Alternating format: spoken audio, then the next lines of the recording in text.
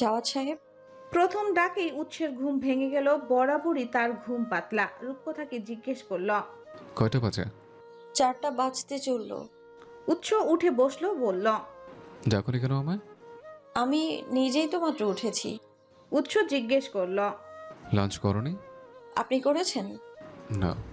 আমিও করিনি। উঠে ফ্রেশ হয়ে নিন, খাবার বাড়ছি আমি। তুমি কষ্ট করা লাগবে না, সার্ভেন্ট কাউকে ডেকে দিলেই হবে। রূপকথা কোনো উত্তর দিল না, সোজা কিচেনে চলে গেল। খাবারগুলো ওভেনে দিতে গিয়ে দেখে এখনো গরম আছে, তাই আর গরম করলো না, বেড়ে টেবিলে নিয়ে রাখলো। ততক্ষণে উৎস ফ্রেশ হয়ে চলে আসলো। এরপর দুজন বসে খাওয়া শুরু করলো। রূপকথা উৎসকে বলল। বাসায় কেউ নেই নাকি? জানি না, আছে হয়তো জর্জের রুমে। আমাকে একটা ফেসবুক অ্যাকাউন্ট খুলে দিন তো। কি জন্য? এটা কোনো প্রশ্ন হলো? আমার সব ফ্রেন্ডদের ফেসবুক আইডি আছে, শুধু আমারটাই নেই। উৎস একটু ভেবে বলল। ঠিক আছে, খুলে দেব। রূপকথা আর কিছু বলল না। দুজনে খাওয়া শেষ হতেই প্লেট বাটিগুলো কিচেনে নিয়ে রেখে আসলো। উৎস রূপকথার আগের রুমে চলে এসেছে। রূপকথার রুমে এসে উৎসকে ফোনটা দিয়ে বলল। এই নিন। উৎস জিজ্ঞেস করল। কি করব? ফেসবুক আইডি খুলে দিবেন বলেছিলেন, ভুলে গেছেন? উৎস জিজ্ঞেস করল। ফেসবুক আইডি খুলতেই হবে? অবশ্যই। না খুললে হয় না?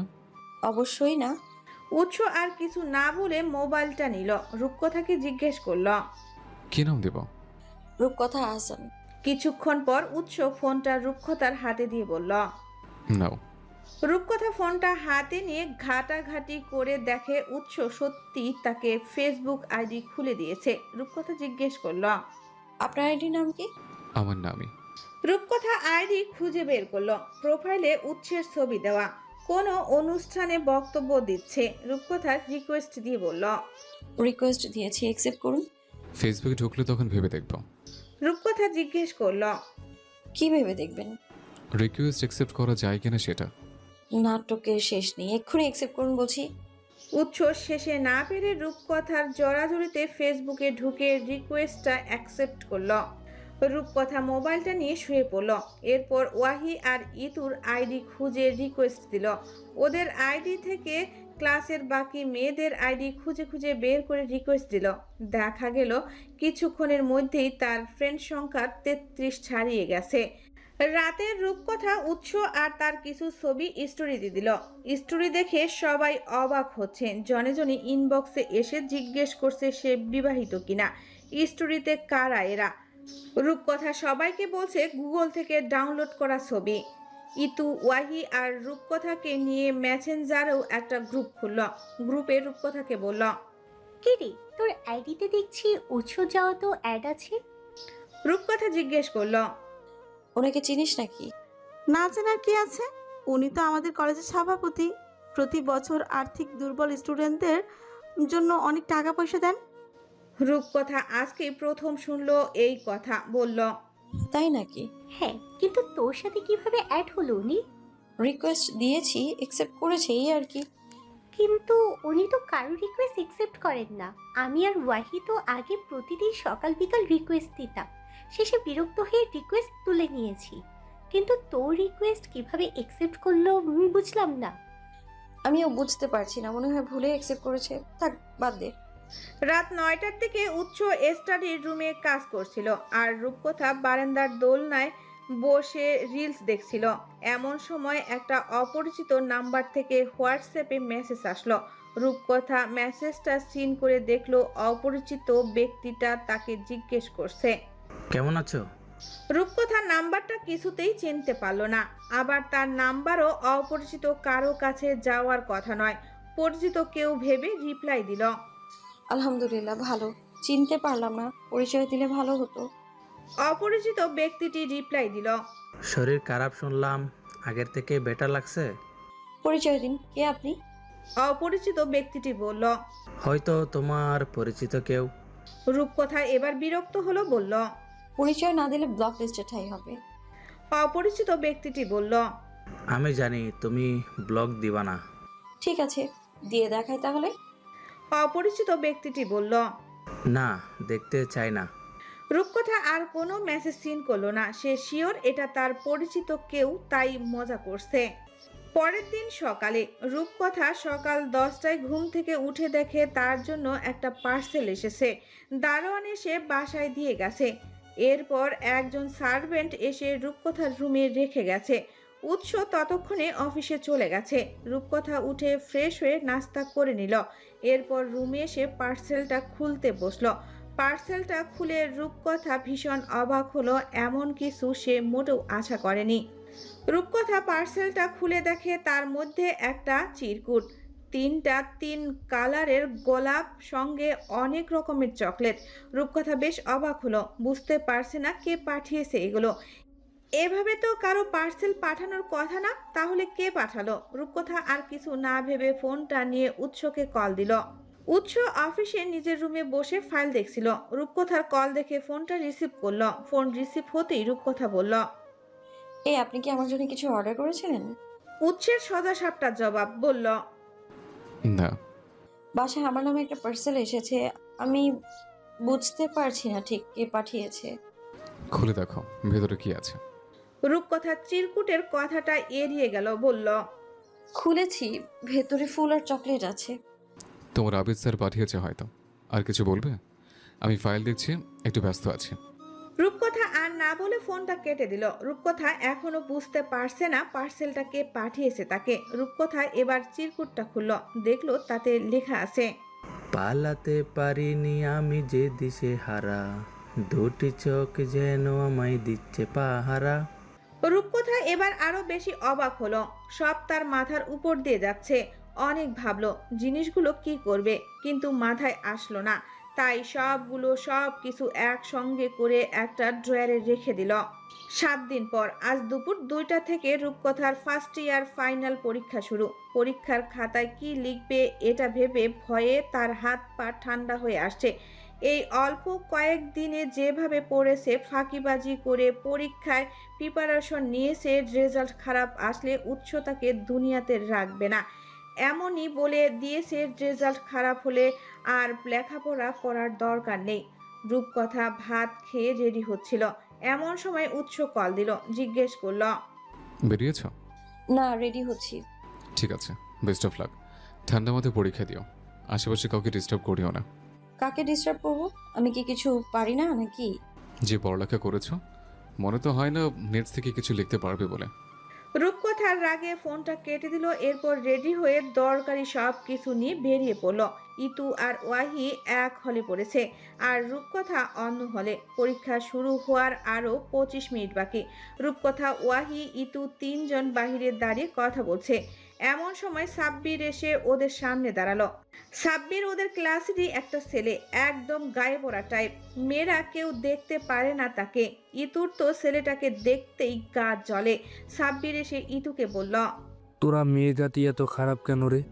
তোকে আবার কোন মেয়ে ধর্ষণ করলো রে? ইতুর কথা শুনে রূপকথা আর ওয়াহি জোরে হেসে দিল।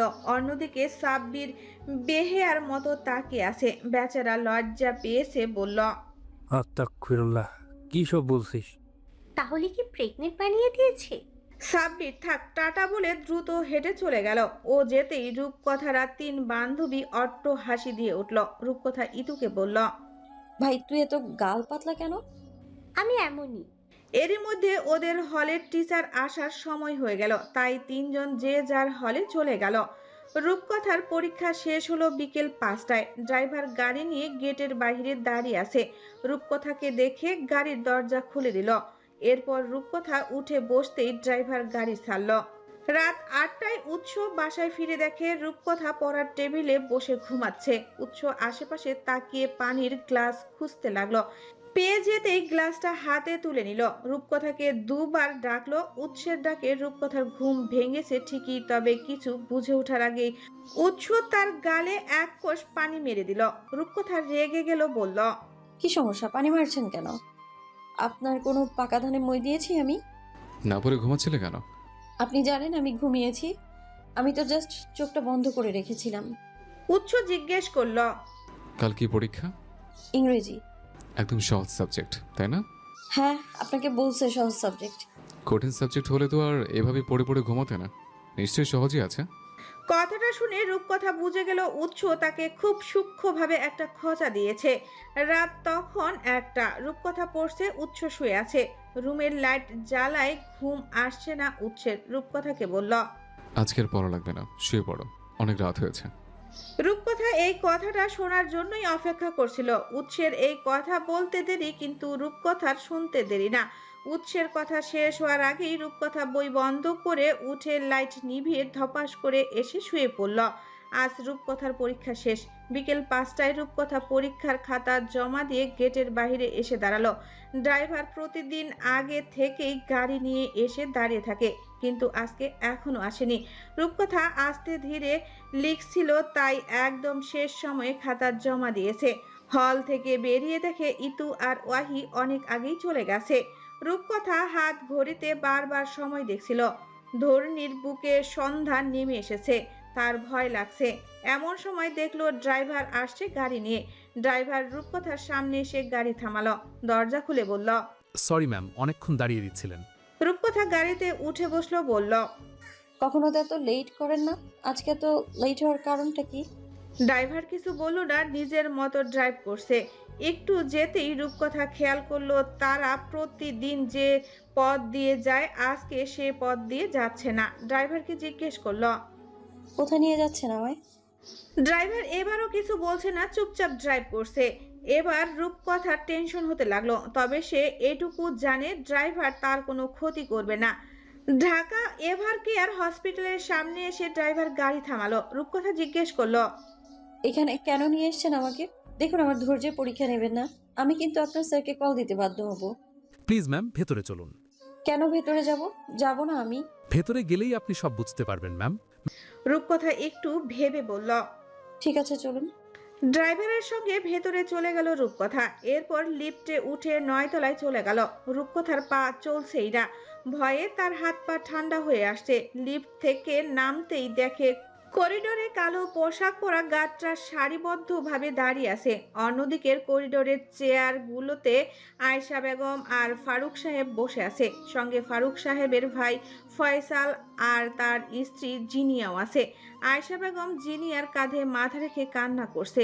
সব কিছু দেখে রূপকথার মাথা কাজ করছে না, কেমন যেন জ্ঞান শূন্য লাগছে তার। রূপকথা আয়েশা বেগমের কাছে গিয়ে ডাকলো, মা।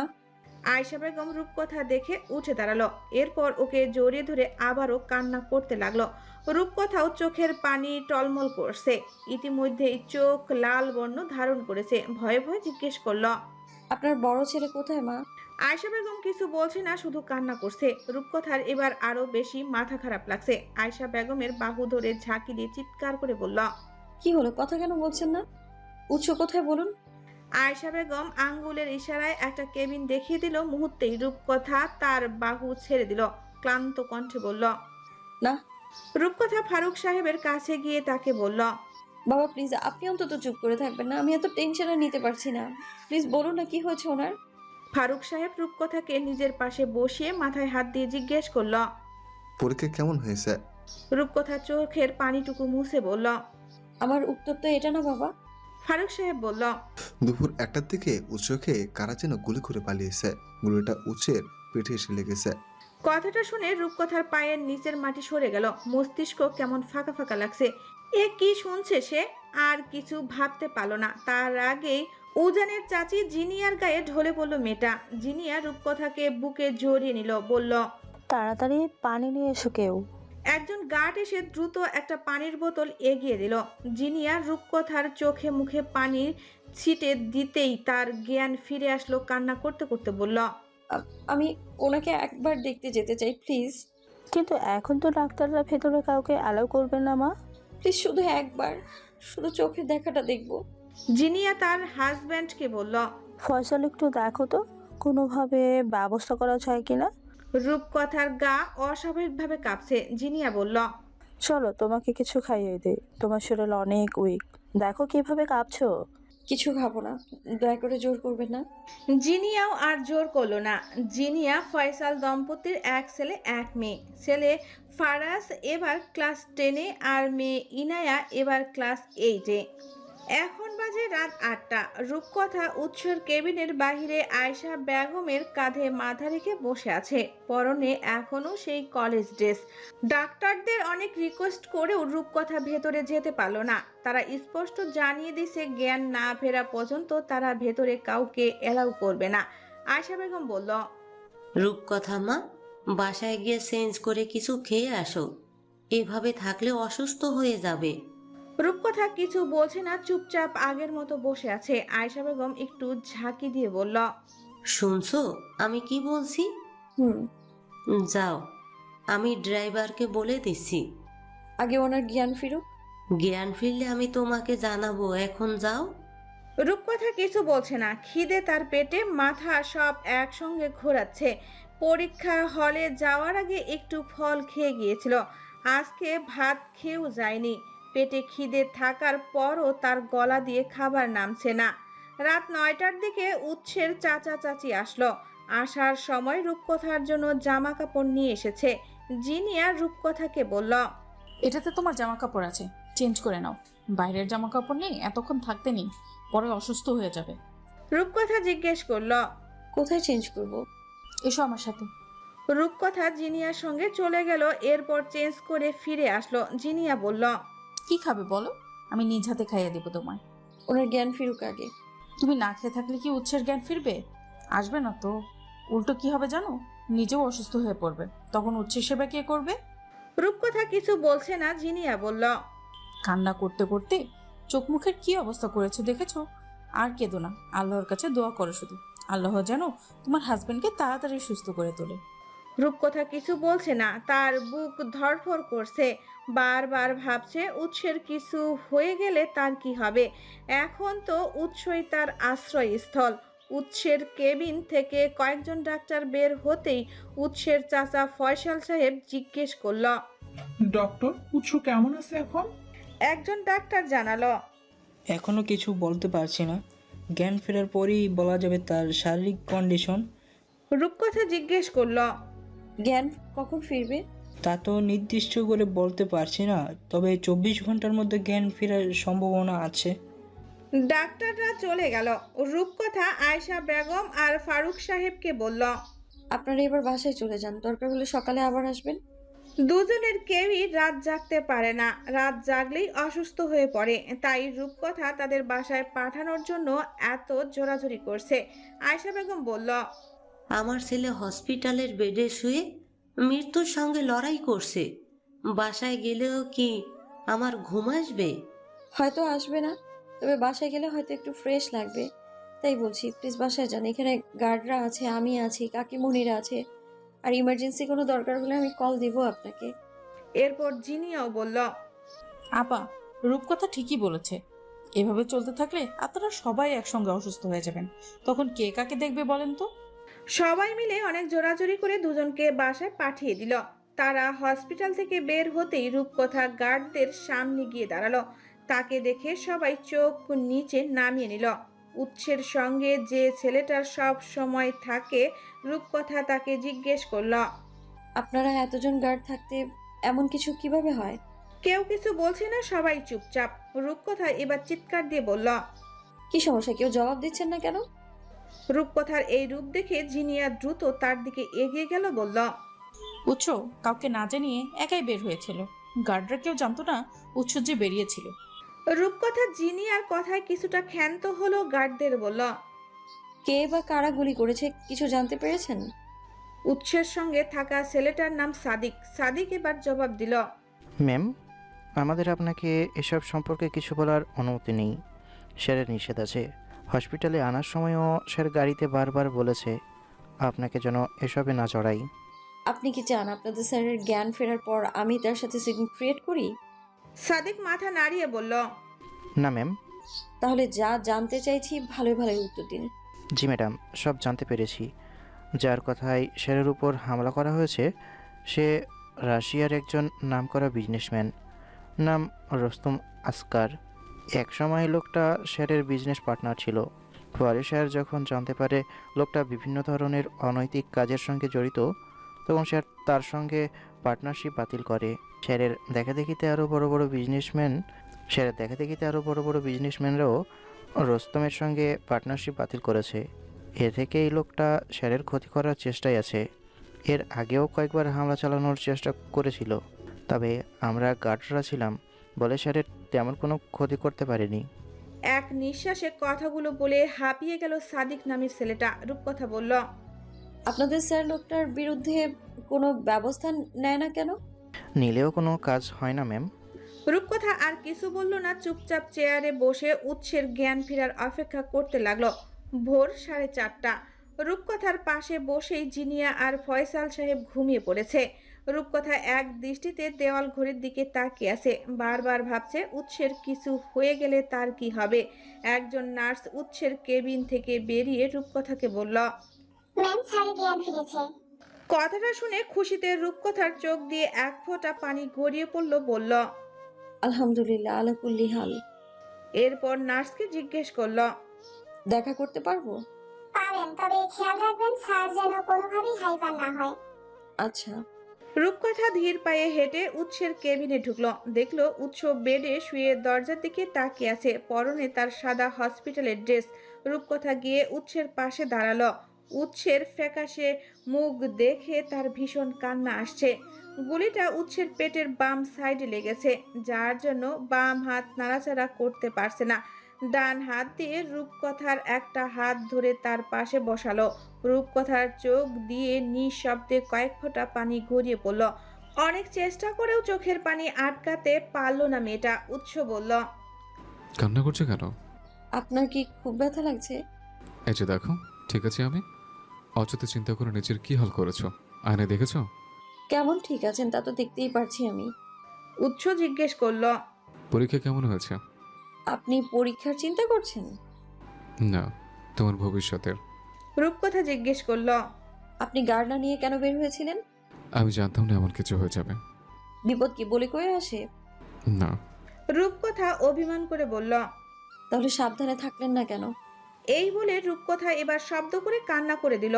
উৎস চুপচাপ রূপকথার হাত ধরে তার মুখ পানে চেয়ে আছে। উৎস গুলি খেয়ে যখন মাটিতে লুটিয়ে পড়েছিল তখনও সে সবার আগে রূপকথার কথা চিন্তা করেছিল।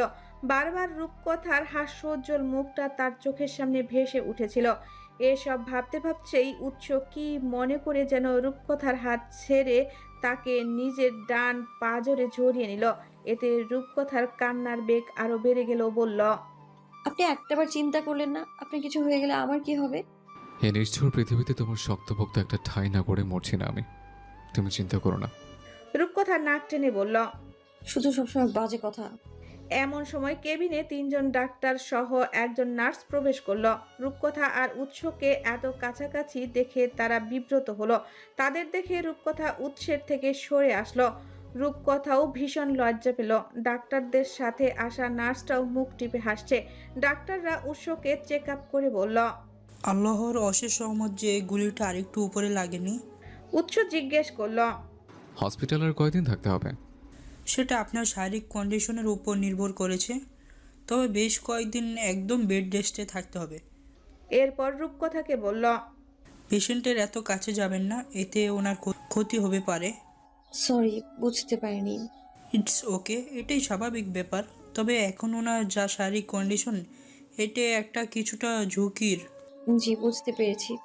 এরপর রূপকথা ছাড়া বাকি সবাই কেবিন থেকে বেরিয়ে গেল। উৎস রূপকথাকে জিজ্ঞেস করলো, কিছু খেয়েছিলে?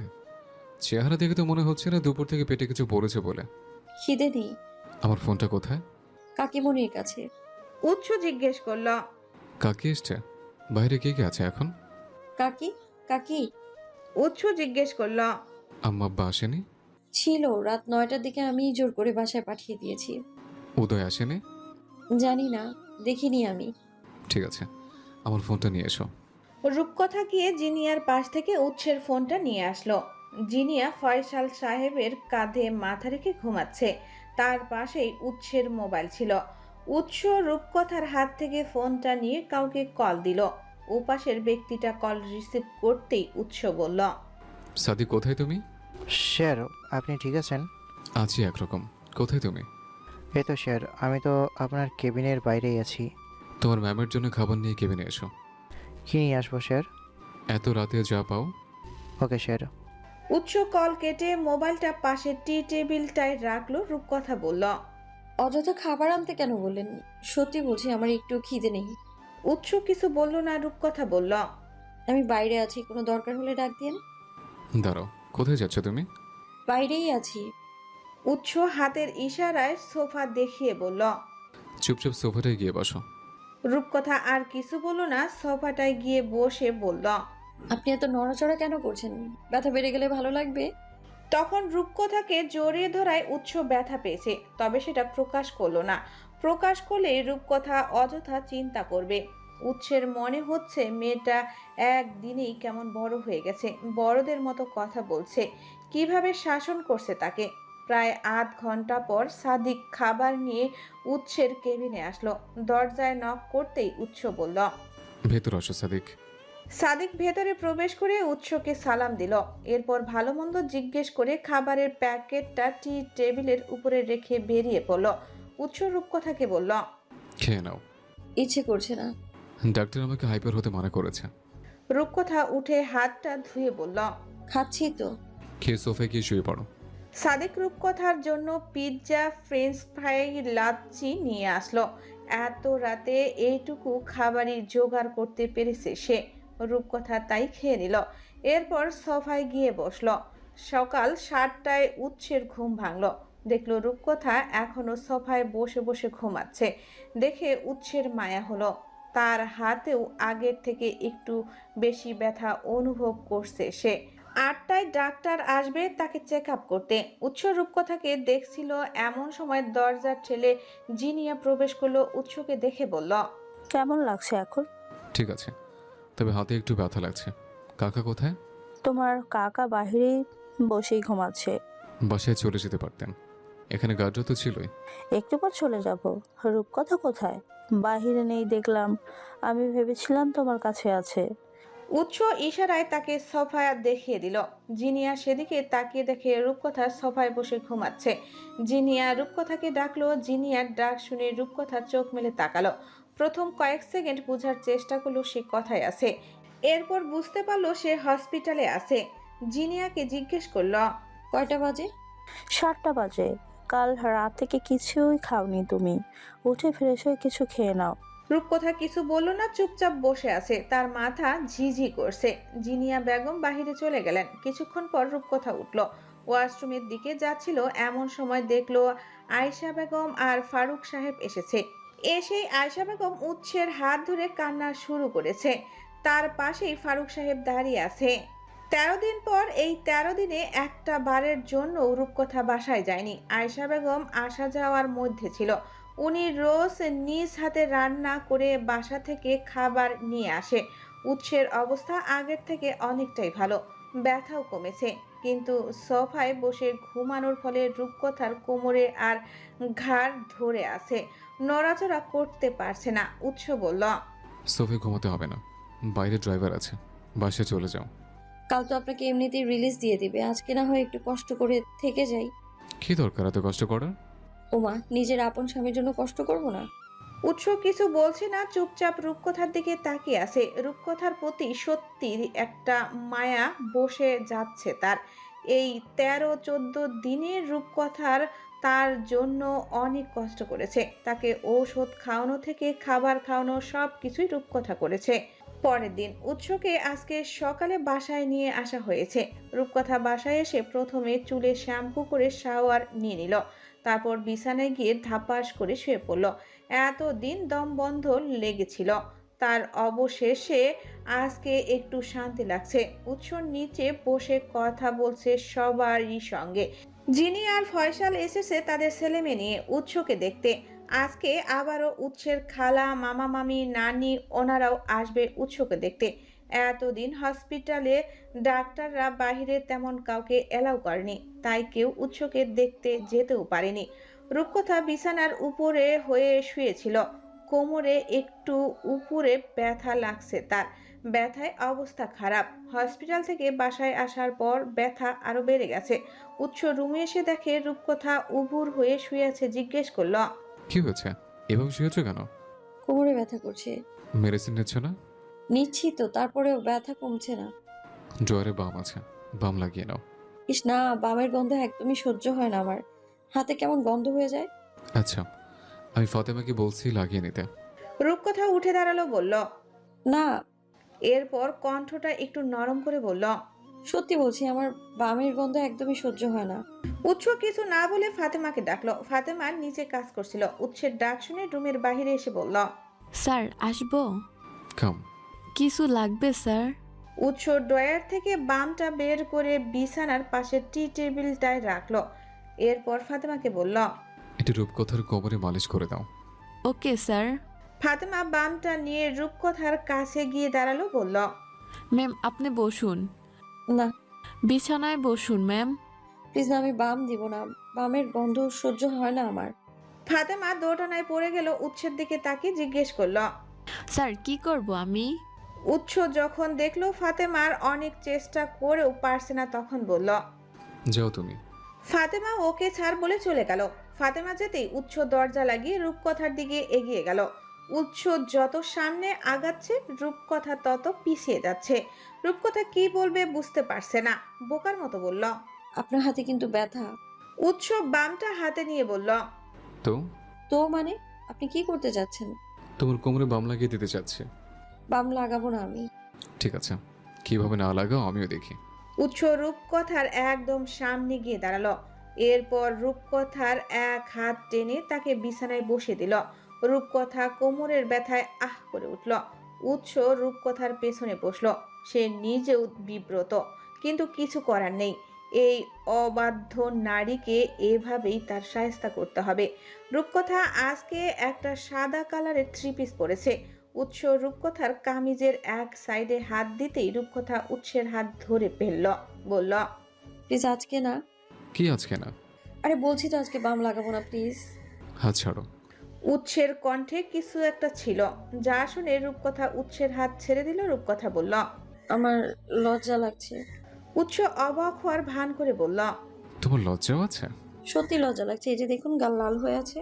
উৎস দেখলো সত্যি রূপকথার গাল লাল হয়ে গেছে, বলল, আচ্ছা ঠিক আছে, তুমি চোখ বন্ধ করে রাখো, আমিও চোখ বন্ধ করে রাখছি। রূপকথা একটু ভেবে বলল, আচ্ছা। রূপকথা চোখ মুখ বন্ধ করে নাকে অর্ণা চেপে বসে আছে। ঘামের গন্ধ নাকে আসলেই তার পেট গুলিয়ে বমি আসছে। উৎস রূপকথার কামিজের এক সাইড ধরে উপরে তুলল।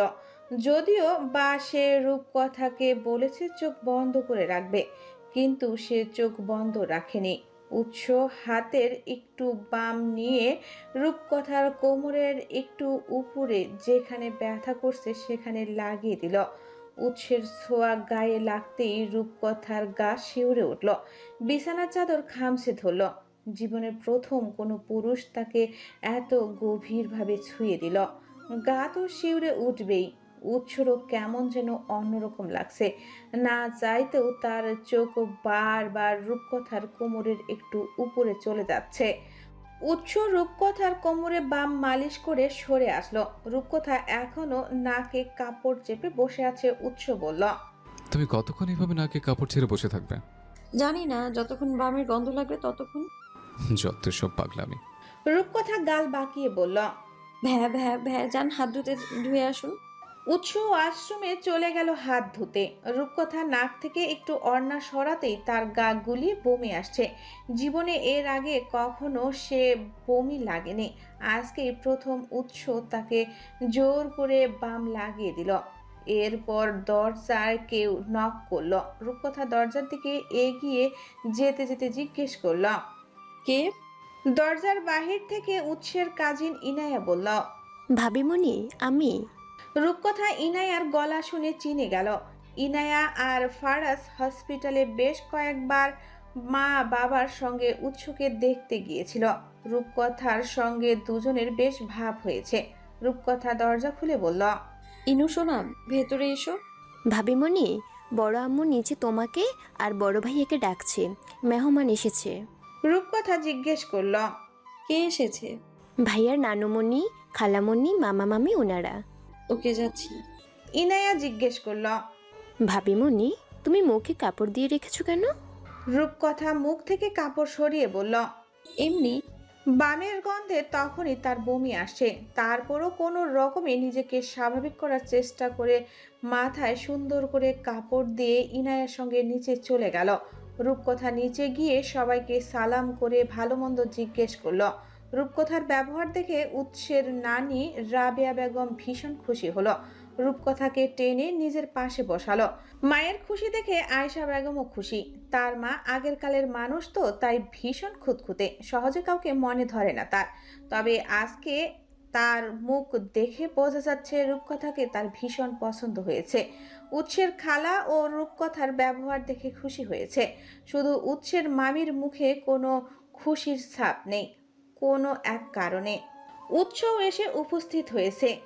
বাড়ির সবার সঙ্গে ভালো মন্দ কথা বলছে, মাঝে মাঝে রূপকথার ভাব গতি বোঝার চেষ্টা করছিল।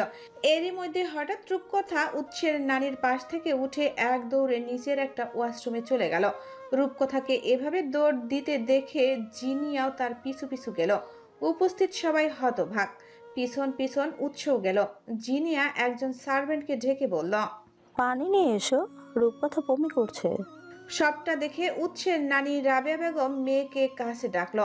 এরপর ফিসফিস করে জিজ্ঞেস করলো, আয়শা, চুলা এখন কি রান্না হচ্ছে রে? মাছ। তোর বৌমা কি মাছের গন্ধ সহ্য করতে না পেরে বমি করলো? আয়েশা বেগম কি বলবে বুঝতে পারছে না। রাবেয়া বেগম বলল, আমার তো মনে হচ্ছে সুখবর আসতেছে। না রে, হ্যাঁ, নাত বউকে জিজ্ঞাসা কর, দেখবি ও বলবে। দেখো আম্মা, এমন কিছু হওয়ার কোনো চান্স নেই। রাবেয়া বেগম রেগে বলল, তুই কি রাতে ছেলে আর ছেলের বউয়ের মাঝখানে থাকিস? এত গ্যারান্টি দিয়ে কিভাবে বলছিস? আয়েশা বেগম মায়ের এমন লাগামহীন কথায় বিব্রত হলো, বলল, আম্মা কি সব বলছো তুমি? বেশি কথা না বলে নাত বউকে যা জিজ্ঞাসা করতে বলছি তাই করবি। আয়েশা বেগম মাকে আর কিছু বলার সাহস পেল না। দেখলো রূপকথা আসছে, সঙ্গে উৎস আর জিনিয়াও আছে। আয়েশা বেগম রূপকথাকে জিজ্ঞেস করলো, কি হয়েছে তোমার? ঠিক আছো? হ্যাঁ, ঠিক আছি। আমি রুমে গিয়ে চেঞ্জ করে আসি। যাও। রাবেয়া বেগম নাতিকে নিজের কাছে ডাকলো। উৎস গিয়ে নানির পাশে বসলো। রাবেয়া বেগম ফিসফিস করে জিজ্ঞেস করলো, কি ভাইজান, কোনো সুখবর দুখবর আছে নাকি? উৎস ফিসফিস করে জিজ্ঞেস করলো, কোন ধরনের সুখবর শুনতে চাচ্ছ তুমি? ওই যে নব দম্পতির থেকে যেটা সবাই শুনতে চায়। ও হ্যাঁ, সুখবর তো একটা আছে। রাবেয়া বেগম খুশি হলো, জিজ্ঞেস করলো, আলহামদুলিল্লাহ, এত তাড়াতাড়ি সুখবর দিয়ে দিবে আমি ভাবতেও পারিনি ভাইজান। না না, ভাবতে না পারার কি আছে। এখন বলো, তুমি রেডি তো? রাবেয়া বেগম জিজ্ঞেস করলো, কিসের জন্য? বিয়ের জন্য। রাবেয়া বেগম জিজ্ঞেস করলো, কার বিয়ে? উৎস হেসে বলল, কার আবার? তোমার। আর সুখবরটা হলো এটাই যে আমি তোমার বিয়ের জন্য পাত্র খুঁজতেছি। রাবেয়া বেগম উৎসের চুল টেনে বলল, বান্দর কোথাকার, দাঁড়াও না, আমি নাত বউকে বলবো তো তোমার এসব দুষ্টুমির কথা। উৎস হেসে এক হাত দিয়ে নানির গাল টেনে বলল, সুন্দরী, তুমি যে সুখবর শুনতে চাচ্ছ তা আগামী 5 বছরে শুনতে পারবে না, তাই আশা রেখো না। আশা রাখলে ক্ষতি কি ভাইজান? আশাই বাঁচে চাষা, জানো তো। উৎস কিছু বলল না। রূপকথাও ততক্ষণে চেঞ্জ করে নিচে চলে এসেছে। আয়েশা বেগম রূপকথাকে জিজ্ঞেস করলো, হঠাৎ কি হয়েছে তোমার? ঠিক আছো তুমি? কোমরে বাম লাগিয়েছিলাম, বামের গন্ধ আমার একদমই সহ্য হয় না, আমি বমি করে দিয়েছি, এছাড়া আর অন্য কিছু না। রূপকথার কথা শুনে আয়েশা বেগম হাসবে না কাঁদবে বুঝতে পারছে না। তিনি শিওর এই কথা শুনলে তার মায়ের মনটা মুহূর্তেই ভেঙে চুরমার হয়ে যাবে। উৎস নানি ছাড়া বাকি সবাই বিকেলে চলে গেছে। উৎসের কাজিনদের সঙ্গে রূপকথা আলাপ হয়েছে। সবাই তার মতো মিশুক প্রকৃতির। রূপকথার সবাইকে ভালো লাগলেও উৎসের মামিকে একদম ভালো লাগেনি। মহিলার কথাগুলো কেমন যেন মনে হলো রূপকথাকে তার একদম পছন্দ না। রাতে রূপকথা রাবেয়া বেগমের সঙ্গে বসে গল্প করছিল তার রুমে। রাবেয়া উৎসের ছোটবেলার কাহিনী বলছিল রূপকথার সঙ্গে। কাহিনীগুলো শুনে হাসতে হাসতে রূপকথার অবস্থা খারাপ। উৎস নানিকে ওর সুন্নতে খাতনার সময় ওর নানাকে জিজ্ঞেস করেছিল, নানা ভাই, আপনার সোনাদে কাতনা হয়েছে? এ কথা শুনে তো হাসতে হাসতে রূপকথার অবস্থা খারাপ। হাসির বেগে কোমরের ব্যথাও বেড়ে গেছে। সকাল 6টায় রূপকথার ঘুম ভাঙল। চোখ খুলে দেখলো সে গল্প করতে করতে রাবেয়া বেগমের সঙ্গে তার রুমেই ঘুমিয়ে পড়েছে। পাশেই রাবেয়া বেগম ঘুমিয়ে আছে। আয়েশা বেগমের কাছে শুনেছে রাবেয়া বেগম সকালে ফজরের নামাজ পড়ে আবার ঘুমায়। রূপকথা নিজের রুমে এসে দেখে উৎস এখনো ঘুমিয়ে আছে। রূপকথা গিয়ে তার পাশে বসলো। এরপর উৎসের দিকে কিছুক্ষণ এক দৃষ্টিতে তাকিয়ে রইল। এই কয়েকদিনে উৎস আগের থেকে অনেক শুকিয়ে গেছে। রূপকথা উৎসকে খুঁটিয়ে খুঁটিয়ে দেখছিল, কেমন মায়াভরা চেহারা। রূপকথা এসব ভাবতে ভাবতে উৎসের চুলে হাত বুলালো। উৎস একটু নড়ে চড়ে উঠতেই রূপকথা সরে আসলো। ওয়াশরুমে চলে গেল ফ্রেশ হতে। এরপর ফ্রেশ হয়ে এসে নিজে কিচেনে গেল সার্ভেন্টরা কি করছে দেখতে। আয়েশা বেগমের মুখে শুনেছে রাবেয়া বেগম আসলে এই বাসায় সবাই সকাল 7টার মধ্যেই নাস্তার টেবিলে এসে হাজির হতে হয়। এই কথা মাথায় রেখেই রূপকথা কিচেনে চলে গেল। গিয়ে দেখে সার্ভেন্টরা নানা পদের নাস্তা বানাচ্ছে। রূপকথা তাদের পাশে দাঁড়িয়ে আছে। এরপর নাস্তাগুলো রেডি হতেই টেবিলে নিয়ে সাজিয়ে রাখলো। সার্ভেন্টরা মানা করলো তাকে, কিন্তু সে শুনল না। টেবিলে সাজিয়ে রূপকথা সবাইকে ডাকলো। রুমে গিয়ে উৎসকেও ডেকে তুলল। উৎস রূপকথাকে দেখে জিজ্ঞেস করলো, আজ এত সকালে কিভাবে উঠলে? ঘুম ভেঙে গেছে, আমিও উঠে গেছি। এখন আপনিও উঠে পড়ুন, আমি টেবিলে সাজিয়েছি। কি ব্যাপার বলো তো? রূপকথা জিজ্ঞেস করলো। কই কি ব্যাপার? কোনো না কোনো ব্যাপার তো নিশ্চয়ই আছে, না হয় এত সকালে উঠে কাজে লেগে পড়লে কেন? ও আপনি বুঝবেন না, তাড়াতাড়ি উঠে নিচে আসুন, আমি যাই। এ বলে রূপকথা নিচে চলে গেলেও উৎস এখনো আগের মতোই বসে আছে। তার মাথায় কিছু ধরছে না। রূপকথা আয়েশা বেগমকে ডাকতে গেলে তিনি জিজ্ঞেস করল, বাহ, আজ এত তাড়াতাড়ি উঠে গেলে? বাসায় একজন মুরব্বী আছে, বেলা করে ঘুমালে কি বলবে এটা ভেবেই তো উঠে গেছি। কিন্তু এখন দেখছি উঠে মহা বিপদে আছি আমি। আয়েশা বেগম হেসে বলল, হয়েছে, বুঝেছি। আম্মাকে ডেকেছো? হ্যাঁ, ডেকে আসলাম। কেউ কিছু বলছে না, সবাই নাস্তা করছে। রূপকথা রাবেয়া বেগমের পাশে বসেছে আর তার পাশেই উৎস বসেছে। রাবেয়া বেগম জিজ্ঞেস করল, উদয় কোথায়? এসেছি পর্যন্ত একটা বারের জন্য দেখিনি ওকে। ওর একটা বন্ধুর বাসায় গেছে, ওখানে কয়েকটা দিন থাকবে। ওই ছেলে কি জীবনে মানুষ হবে না? আর কেউ কোনো উত্তর দিল না। সবাই চুপচাপ খাচ্ছে। কিছুক্ষণ পর রাবেয়া বেগম বলল, পরশু কামিনী আর তিশানি আসবে। কথাটা শুনেই রূপকথা ছাড়া বাকিদের খাওয়া বন্ধ হয়ে গেল। আয়েশা বেগম একবার ছেলের দিকে তাকালো। মায়ের তাকানোটা উৎস ঠিকই খেয়াল করেছে। বিরক্ত হয়ে নানিকে জিজ্ঞেস করল, ওনারা কেন আসবে? তোমাকে দেখতে আসবে। তৃষা নাকি তোমার জন্য অনেক কান্নাকাটি করছিল। উৎস বিড়বিড় করে বলল, কুমিরের কান্না, যত সব ন্যাকামো। কথাটা আওয়াজ করে বলল না, এতে তার নানি কষ্ট পেতে পারে। রূপকথা জিজ্ঞেস করল, আপনারা কারা? কামিনী হলো আমার বোন, আর তৃষানি হলো ওর মেয়ের ঘরের নাতনি। ও আচ্ছা, তাহলে তো মজা হবে।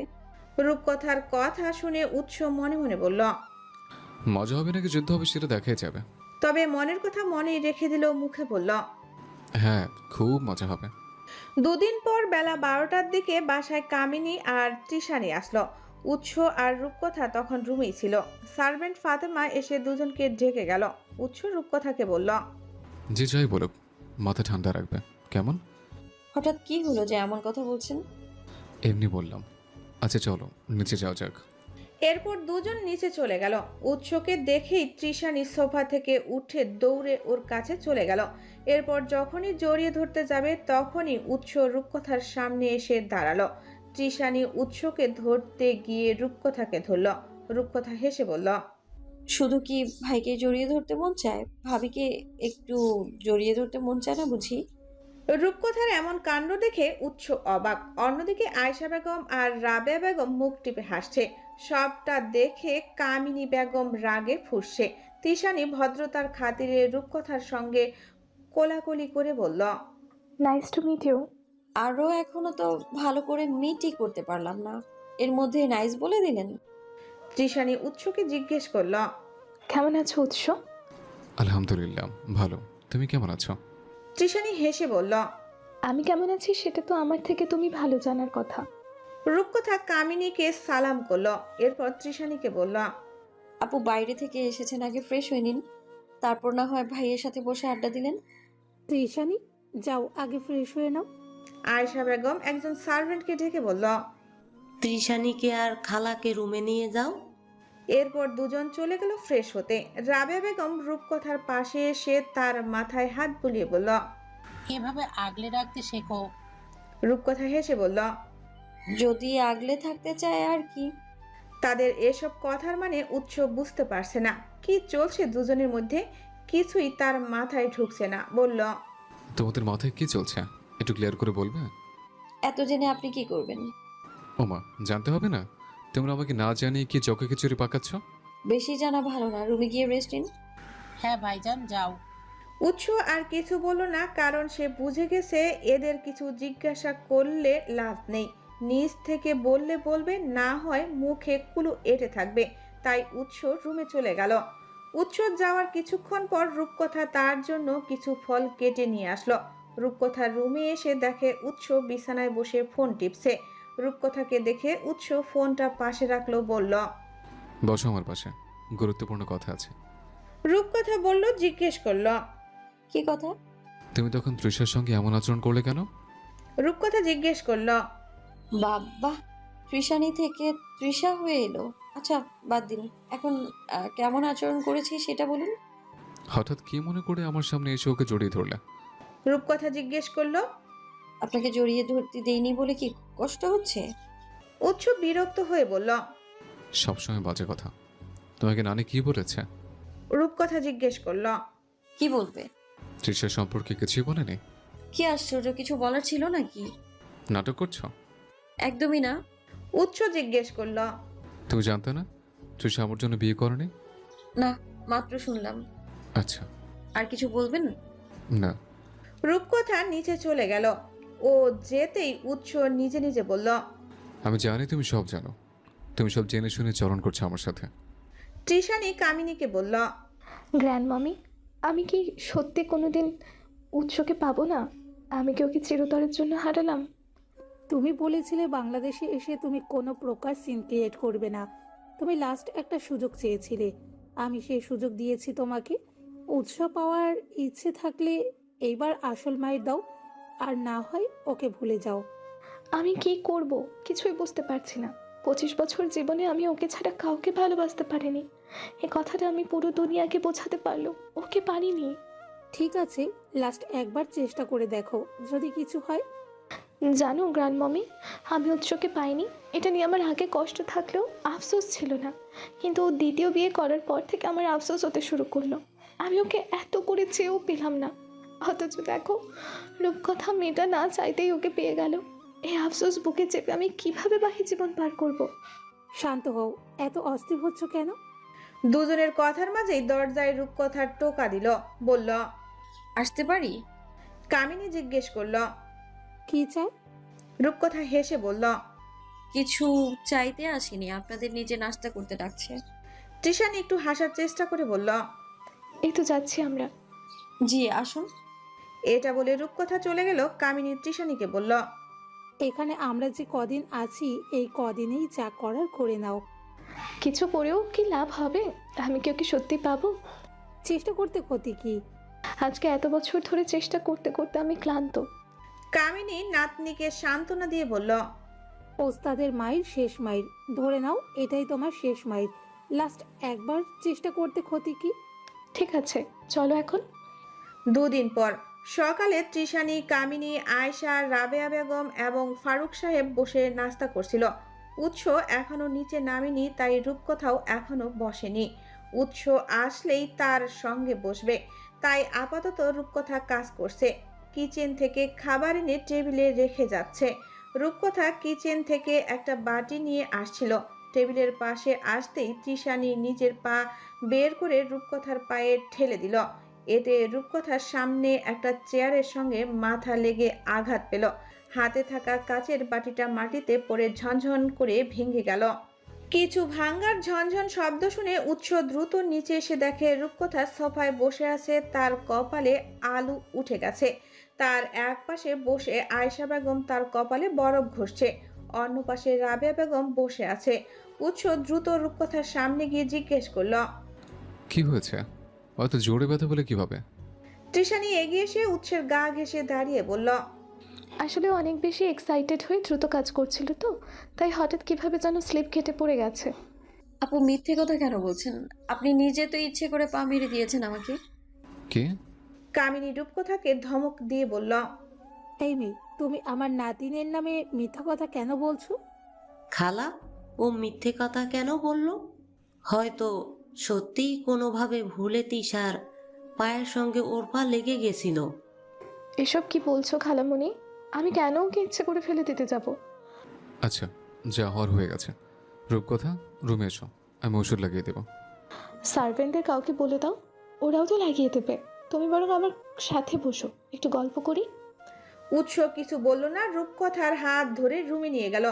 রুমের দরজা লক করে রূপকথাকে বিছানায় বসালো। তারপর ড্রয়ার থেকে মলম নিয়ে বলল, সত্যি কি তোমাকে তৃষা পা মেরে দিয়েছে?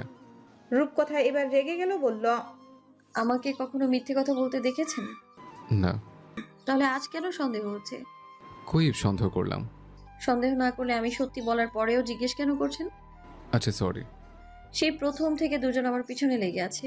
এতদিন আমি অনেক সহ্য করেছি, কিচ্ছু বলিনি, কিন্তু আজকে আমার ধৈর্যের বাঁধ ভেঙে গেছে। ব্যথায় আমার মাথা টন টন করছে। আসো, মলম লাগিয়ে দিই, ব্যথা চলে যাবে। উৎস খুব যত্ন সহকারে রূপকথার কপালে মলম লাগিয়ে দিল। রূপকথা বলল, তৃষানির বাচ্চা কুত্তাটাকে তো আমি খাইছি। উৎস অবাক হয়ে বলল, ছি, এসব কি ভাষা? এই একদম চুপ। আমার মা, বাবা, ভাই আমার গায়ে জীবনে একটা ফুলের টোকাও লাগতে দেয়নি, আর ও কিনা আজকে আমাকে ল্যাং মেরে ফেলে দিল। ল্যাং কিভাবে মারে? পা দিয়ে ফেলে দেয়াকে ল্যাং বলে। আচ্ছা বাদ দাও, ও বুঝতে পারেনি। কি বাদ দিব? ওর খবর আছে বলছি না? কয়েকদিন থেকে চলে যাচ্ছে, খামাখা ঝামেলা করা দরকার আছে? রূপকথা জিজ্ঞেস করল, আমি ঝামেলা করছি? না, আমি। সত্যি তো আপনিই করেছেন। যদি তৃষানি আপনাকে বিয়ে করে নিতেন তাহলে তো আর এত ঝামেলা হতো না। এখনো সময় আছে, তোমার অনুমতি পেলে বাকি রাখা কাজটা সম্পন্ন করতে পারি। আফটার অল, 4 বিয়ে তো সুন্নত। রূপকথা উৎসের দিকে তাকিয়ে মিষ্টি হাসি দিয়ে বলল, হ্যাঁ অবশ্যই, আর আল্লাহর নামে কোরবানি দেওয়াও কিন্তু জায়েজ, মনে আছে তো? উৎস কিছু বলল না, হাসলো শুধু। তবে রূপকথার কপালের আলো দেখে তার খারাপ লাগছে। রূপকথা যে মিথ্যা বলছে না সেটা উৎস বেশ বুঝতে পারছে। রূপকথা যেগুলো বলছে এগুলো কোনোটাই তৃষানির দ্বারা অসম্ভব নয়। তৃষানি একটা মারাত্মক রকমের সাইকো, কিন্তু কথাটা তার পরিবারই বুঝতে চায় না। উৎস রূপকথাকে বলল, তুমি একটু রেস্ট নাও, আমি আসছি। রূপকথা জিজ্ঞেস করল, কোথায় যাচ্ছেন? বাইরে কোথাও গার্ড ছাড়া গেলে কিন্তু খবর আছে। Okay madam. উৎস নিচে গিয়ে ফাতেমাকে দিয়ে রূপকথার জন্য ব্রেকফাস্ট আর ঔষধ পাঠালেন।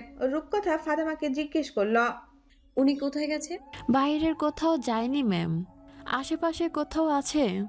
রূপকথা আর কিছু বলল না, এরই মধ্যে ফাতেমাও চলে গেল। ফাতেমা যাওয়ার কিছুক্ষণ পর রুমে তৃষানি এসে ঢুকলো। রূপকথাকে জিজ্ঞেস করল, ব্যথা লাগছে? না, খুব আরাম লাগছে। কেন এসেছেন আমার রুমে? ও রিয়েলি, তোমার রুম? না, আপনার নানির রুম। এই মেয়ে, মুখ সামলে কথা বলো। আমার মুখ, আমার ইচ্ছা, আমার যা মন চায় তাই বলবো। আপনার সমস্যা আছে? এত বেয়াদব কেন তুমি? বেয়াদবি কি করেছি আপনার সঙ্গে? তৃষানি রেগে বলল, বড়দের সঙ্গে কিভাবে কথা বলতে হয় সেটা জানিস না, আবার বড় বড় কথা বলছিস। এই মহিলা একদম তুতুকারি করবেন না। আমার মুখ, আমার ইচ্ছা। কপিবাজ। আর একটা বাজে কথা বললে থাপড়ে গাল লাল করে দেব। রূপকথা এবার গরম হয়ে গেল, বলল, আমার রুমে এসে আমার সঙ্গে এভাবে কথা বলছেন? এত সাহস আপনাকে কে দিয়েছে? এটা তোমার রুম না, এটা উৎসের রুম। আপনি যে উৎসের কথা বলছেন সে উৎসও কিন্তু আমারই। এ কথা শুনে তৃষানির হৃৎস্পন্দন থমকে গেল। নরম হয়ে বলল, আমি ওকে ভালোবাসি। তো আমি কি করব? ওর জীবন থেকে চলে যাও। আপনি কে যে আপনার কথা শুনবো? সুন্দরভাবে বলছি, না শুনলে অন্য ব্যবস্থা নেব। কি করতে পারবেন জানা আছে আমার। আজকে এত বছরে কিছু করতে পারেননি, এখন পারবেন ভেবেছেন? অভদ্র মেয়ে। অভদ্র হয়েছি আমি উৎসের প্রেমে? ভালোভাবে বললাম, শুনলে না। এবার দেখো আমি কি করি। বলেছি তো, কি করতে পারবেন জানা আছে আমার, সাইকো একটা। রাগে অপমানে তৃষানি আর দাঁড়িয়ে না থেকে রুম থেকে বেরিয়ে গেল। রুম থেকে বের হতেই দেখে উৎস আসছে। উৎসকে দেখে তৃষানি আবার রূপকথার সামনে এসে দাঁড়ালো।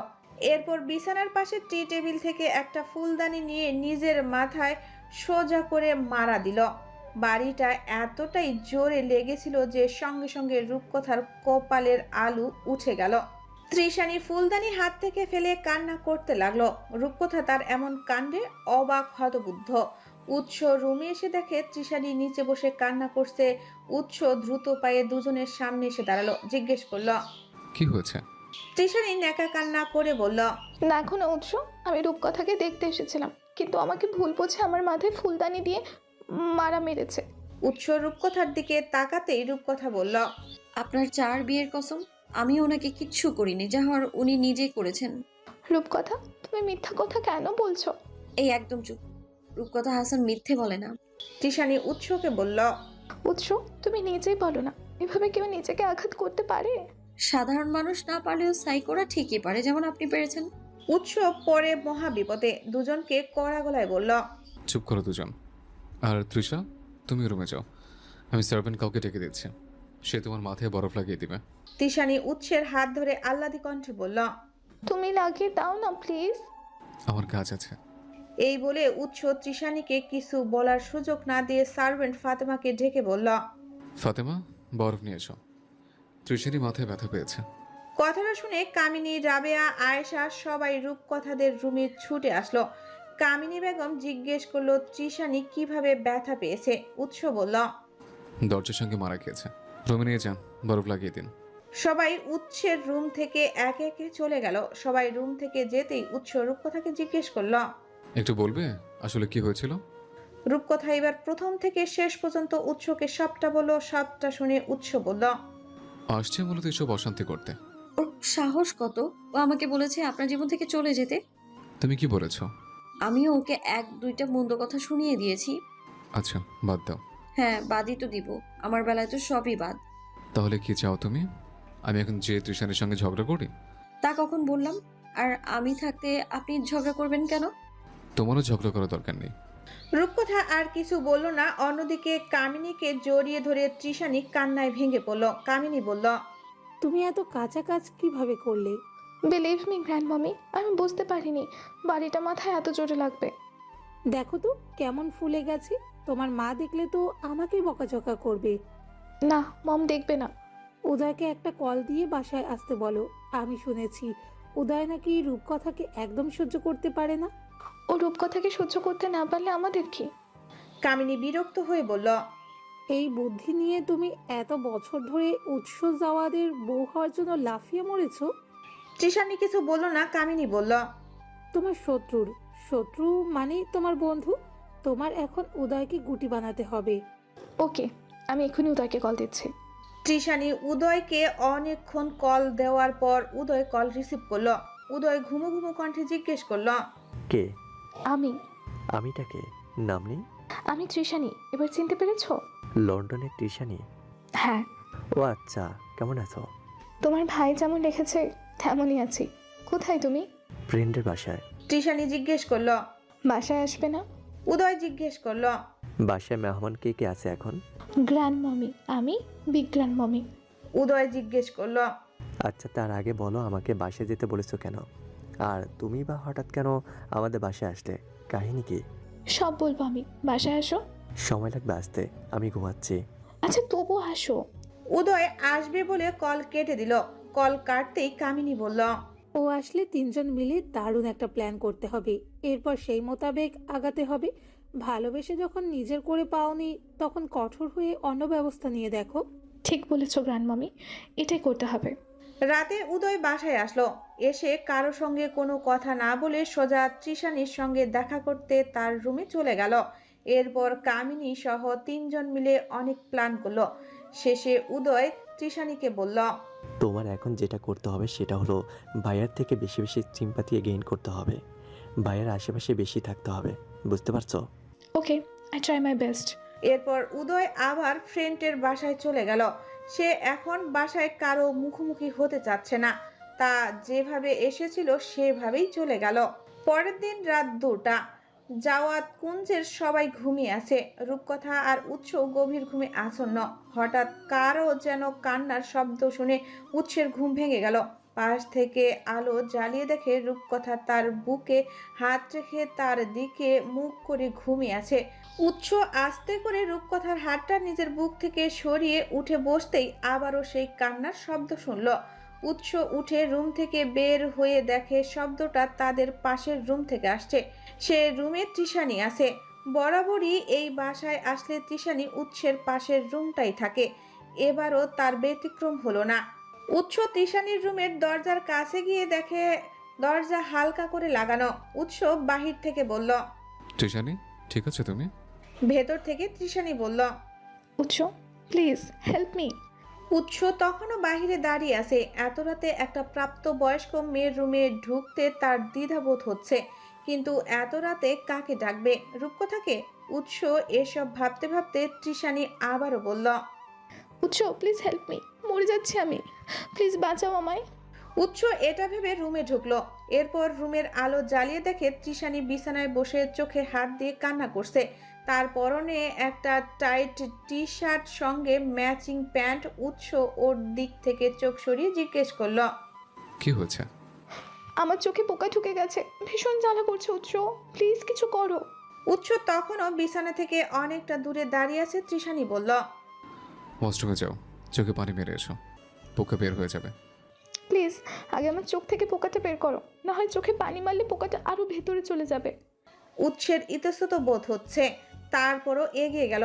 তৃষানির সামনে গিয়ে তার চোখে হাত দিতেই তৃষানি তাকে জড়িয়ে ধরল। তৃষানির এমন কাণ্ডে উৎস বেকুব বুনে গেল।